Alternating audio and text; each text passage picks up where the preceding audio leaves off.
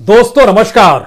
गुजरात का महत्व यूं ही नहीं है, गुजरात के चुनाव का महत्व यूं ही नहीं है। गुजरात के भीतर आम आदमी पार्टी के बढ़ते प्रभाव से दिल्ली की सत्ता के माथे पर शिकन यूं ही नहीं आ रही है। इस देश के भीतर में डूबती इकोनॉमी के मद्देनजर गुजराती जो एक्सपोर्ट के धंधे में व्यस्त रहते थे, उनके सामने संकट यूं ही नहीं मंडरा रहा है। और भारत की राजनीति में गुजरात के चुनावी परिणाम 2024 की बिसात को पलट सकते हैं, यह सब कुछ यूं ही नहीं है। समझने की कोशिश कीजिए, गुजरात के भीतर 12 जिलों में किसानों की हालत बद से बदतर है। वो अपने आप को पटेल के तौर पर देखे, हिंदुत्व के तौर पर तमगा ताम कर चले, या फिर वह अपनी इकोनॉमी को देखे। गुजरातियों के साथ अर्थव्यवस्था का खांचा खास तौर से जुड़ा है और मौजूदा वक्त में इस देश की इकोनॉमी ने गुजरातियों पर जो चोट की है, वो न सिर्फ भारत में बल्कि एनआरआईज की तादाद हो या अंतर्राष्ट्रीय तौर पर गुजरातियों का फैला हुआ साम्राज्य हो। और एक गुजराती की राजनीतिक सत्ता के आसरे अगर उन्हें उम्मीद और आस लगती चली गई, अब चुनाव को लेकर क्या वह नजरिया बदल रहा है? नजरिया बदले या ना बदले, लेकिन गुजरात के भीतर जनमानस की अपनी सोच जिस तरीके से विकसित हो रही है, उसने दिल्ली की राजनीतिक सत्ता को चेता दिया है। मोदी और शाह की जोड़ी समझ रही है, आरएसएस भी समझ रही है। और देखिए, अपने ही बनाए जाल में क्या वाकई बीजेपी उलझती चली जा रही है? भूपेंद्र सिंह पटेल वोटों को ला नहीं सकते हैं। आरएसएस जितनी कमजोर हो गई है, उसमें वह हिंदुत्व की प्रयोगशाला में हिंदुत्व के आश्रय गुजरात में बीजेपी को जिता नहीं सकती है। और आम लोगों के भीतर यह धारणा अब बड़ी हो चली है कि दरअसल इकोनॉमी ना संभली तो गुजरात ढहढहा जाएगा।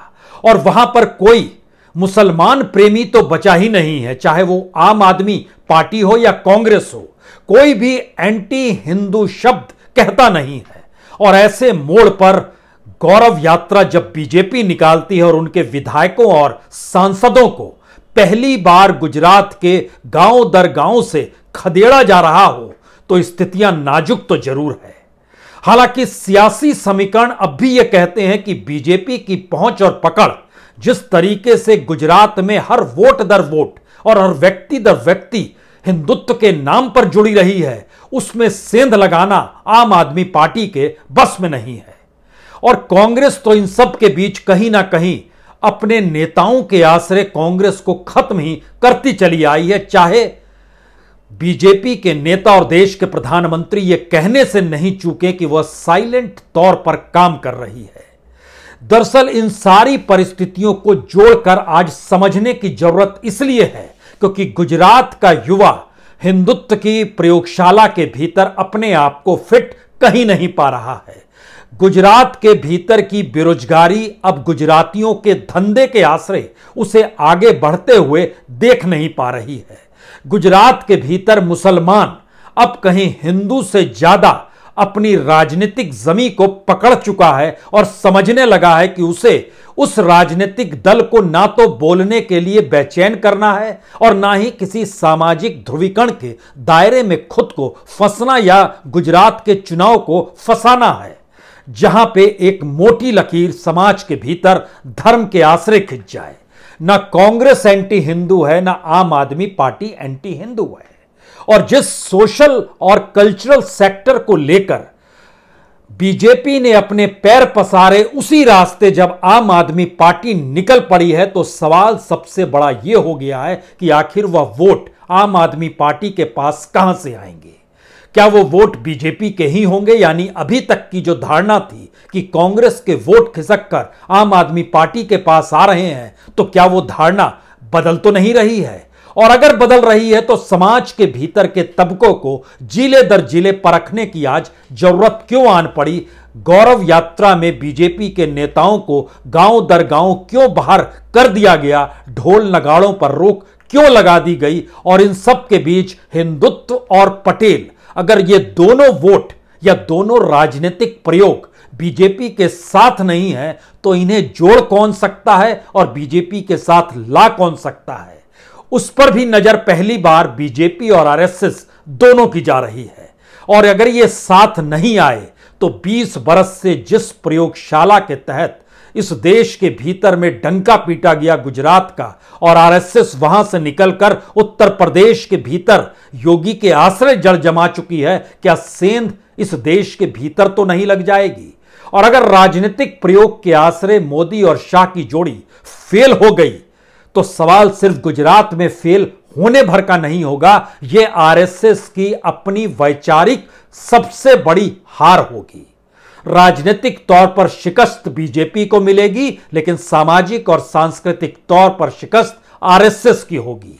पहली बार गुजरात के भीतर विश्व हिंदू परिषद और किसान संघ, यही वो दो संगठन हैं जो आरएसएस के जरिए वहां मजबूत रहे, लेकिन प्रधानमंत्री मोदी की नीतियां जब गवर्नेंस के आश्रय चलने लगी तो ये दोनों संगठनों को भी कमजोर किया गया।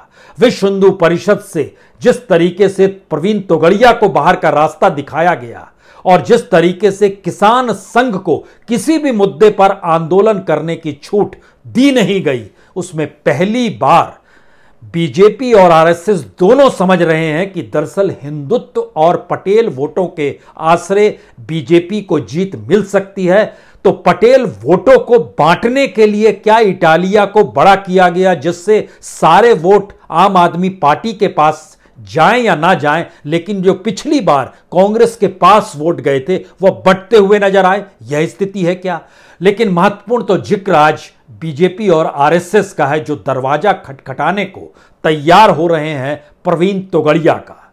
संवाद हल्का फुल्का जारी हो चला है। सबको पता है कि प्रवीण तोगड़िया किसी भी हालत में आम आदमी पार्टी और कांग्रेस में मैच नहीं करते हैं, लेकिन वह जिस तरीके से मोदी विरोधी हैं, क्या वो पुरानी परिस्थितियों से सारी चीजों को भुलाकर अब बीजेपी की जीत के लिए एक मजबूत मुहर के तौर पर काम कर सकते हैं? आरएसएस अपने तौर पर सत्ता चाहता है, और ये लोग भूल करते हैं जो सोचते हैं कि मोदी सत्ता चाहते हैं, आरएसएस सत्ता नहीं चाहता है। आरएसएस पहली बार गुजरात के भीतर सत्ता खोने को तैयार नहीं है। संघ को एकजुट करने की दिशा में पहली बार कदम बढ़ रहे हैं, ये जानते समझते हुए कि अगर यहां से ढलाओं पे आ गए तो 2024 तक भी संभल नहीं पाएंगे। कुछ जगहों पर किस तरीके से आम आदमी पार्टी को उठाना है, किस जगहों पर कांग्रेस की जमी के भीतर सेंध लगानी है, इसका भी राजनीतिक खांचा तैयार किया जा रहा है। लेकिन आइए जरा परखने की कोशिश इसलिए जरूरी है कि वहां से जो मैसेज निकल कर आते हैं और उन मैसेज के जरिए जो भीतर में बिसात बिछाई जा रही है वह बेहद महत्वपूर्ण हो चली है। आदिवासी सीट के दायरे में आने वाली 27 सीटों पर क्या विश्व हिंदू परिषद के साथ साथ आदिवासी कल्याण संघ जो है वह अपने तौर पर कोई प्रभाव डाल सकता है, जब सियासी तौर पर साफ हो चला है कि गुजरात की मौजूदा बीजेपी की सरकार चुनाव जिता पाने में सक्षम नहीं है, और दिल्ली से निकलकर अमित शाह और मोदी की जोड़ी जब गुजरात में कदम रखेगी तो क्या वाकई 30 दिनों के भीतर सारे समीकरण बदलने की स्थिति में वो आ पाएगी, या मसला मैनिपुलेशन का आएगा, मसला मशीनरी का आएगा, क्या मसला आएगा?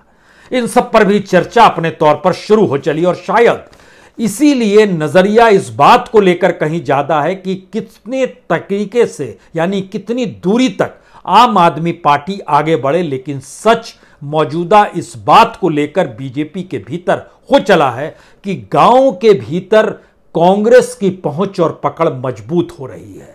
शहरों में जो बीजेपी का वोट बैंक था उसमें आम आदमी पार्टी सेंध लगाने की स्थिति में आ रही है, और यह परिस्थिति ऐसी हो चली है जो मुश्किल हालात कहीं पैदा कर रही है। तो वो सेंट्रल गुजरात की 61 सीटों पर है, जहां बीजेपी जीती तो 37 सीट थी और कांग्रेस जीती 22 सीट थी, लेकिन यहां की अहमदाबाद और वडोदरा और उससे सटा हुआ सूरत, इन तीनों जगहों पर अगर आम आदमी पार्टी का प्रभाव बढ़ता है और अगर पिछले सीटों को बचा पाने की स्थिति में कांग्रेस रहती है तो यह पहले खतरे की घंटी बीजेपी के लिए है, आरएसएस के लिए है। क्योंकि अहमदाबाद, बड़ोदरा, सूरत का मतलब बहुत साफ है, यहां की 38 सीटों पर बीजेपी का कब्जा होना, जो एक लिहाज से 90% तक आ जाता है। इतनी बड़ी परिस्थिति में आम आदमी पार्टी को लेकर जो आकलन बीजेपी कर रही है, जो आकलन आरएसएस कर रही है, दोनों में मतभिन्नता है। दोनों कह रहे हैं कि दरअसल इसका प्रभाव तो बढ़ रहा है, लेकिन राजनीतिक तौर पर इसके पास कोई ऑर्गेनाइजेशन नहीं है। लेकिन जनमानस जिसमें एक तब्दीली आ रही है पहली बार, कि वह हिंदुत्व की प्रयोगशाला से पल्ला झाड़कर इकोनॉमी की दिशा में बढ़ रही है। और क्या इकोनॉमी की दिशा गुजरात के भीतर एक नए राजनीतिक प्रयोग के साथ गुजरातियों को भी लुभा रही है कि अब उन्हें लड़ाई अर्थव्यवस्था को लेकर लड़नी है। कुछ जिले खास तौर से बड़े महत्वपूर्ण हैं जहां से गौरव यात्रा बीजेपी की लौटा दी गई।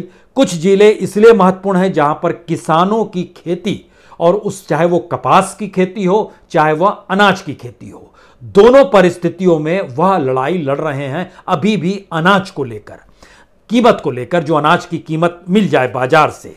और तीसरी बड़ी स्थिति है जो युवाओं की एक पूरी फहरिस्त है, और वहां पर एजुकेशन और हेल्थ की पढ़ाई, यानी जो मेडिकल की पढ़ाई है, उसके मद्देनजर जो महंगी होती हुई शिक्षा है, और उस शिक्षा पर जो रईसों का कब्जा और माफिया का कब्जा, और उस पर स्टेट द्वारा जो रियायत और राहत उनको दी जाती है, बदले में जो भी लिया जाता है, ये सारे मुद्दे क्या बन रहे हैं, लोगों के जहन में बन रहे हैं।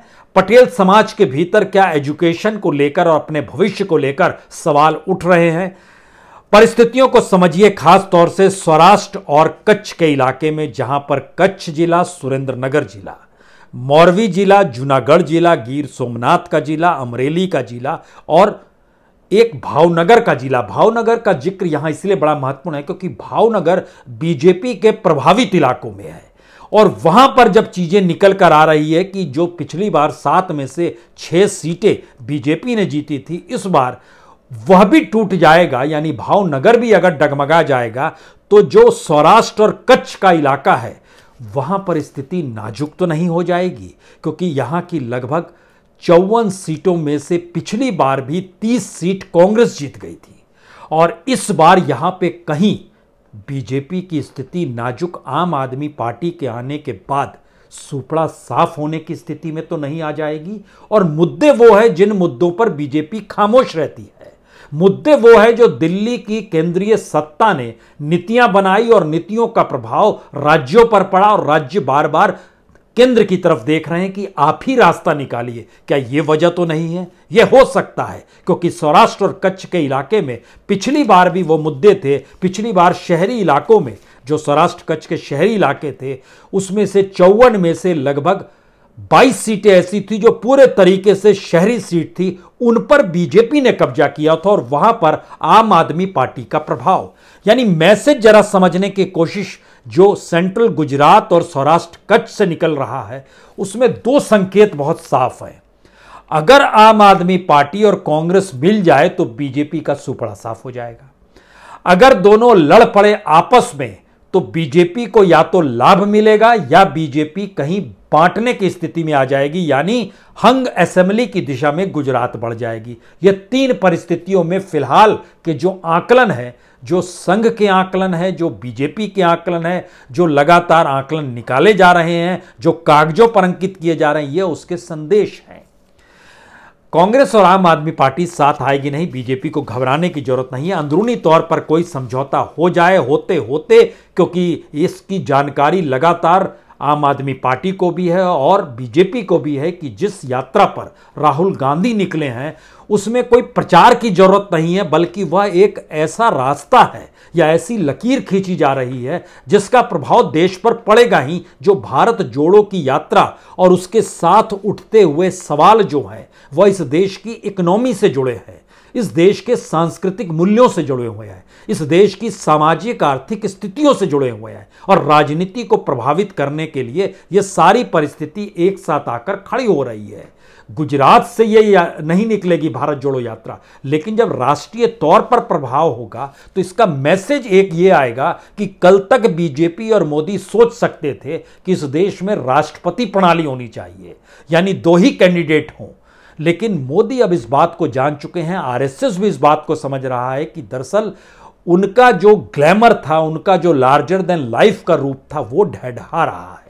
और राहुल गांधी जिस मौन तरीके से चीजों को आगे बढ़ा रहे हैं, उसमें कहीं जिस बात को लेकर लगातार चर्चा होती थी कि क्या वो खड़े हो सकते हैं या नहीं हो सकते हैं, यह तो यात्रा के बाद पता चलेगा। लेकिन इन परिस्थितियों में, इस दौर में जो राजनीतिक प्रचार प्रसार नहीं कर रहा है, अगर वही राजनीति सबसे बेस्ट राजनीति है, तो मतलब बहुत साफ है कि राजनीतिक प्रचार के जरिए इस देश का वोटर अब उसे प्रोपेगेंडा मानता है और वो मानकर चलता है कि इससे रास्ता नहीं निकलता है। तो क्या इस देश के भीतर में चुनाव प्रचार को लेकर खामोशी ही सबसे ताकतवर प्रचार के तौर पर तो नहीं है?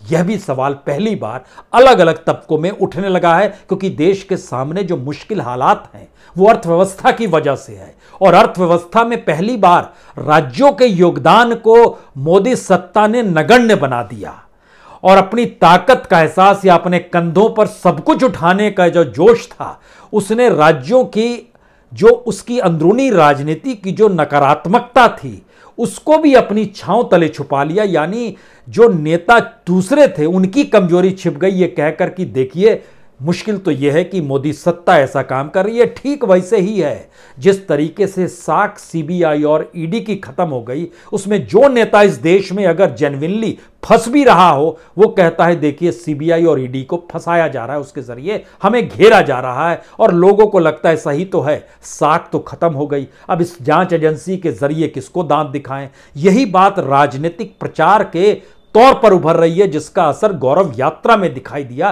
कि गौरव यात्रा किस लिए निकाल रहे हैं।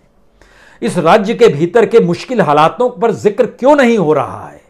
यहां के छात्रों की शिक्षा को लेकर, यहां की हेल्थ सर्विस को लेकर, किसानों की कीमत को लेकर, जो उनकी खर्च होते हैं खाद्यान्नों को लेकर, इस यहाँ पर जो फीस इतनी ज़्यादा बढ़ी हुई है, बेसिक इंफ्रास्ट्रक्चर, अगर गुजरातियों के पास पैसा ना रहे और उन्हें अपने राज्य में ही रहना पड़े, तो जो हालत पटेल समाज के भीतर की है वह कमोवेश हर किसी की है।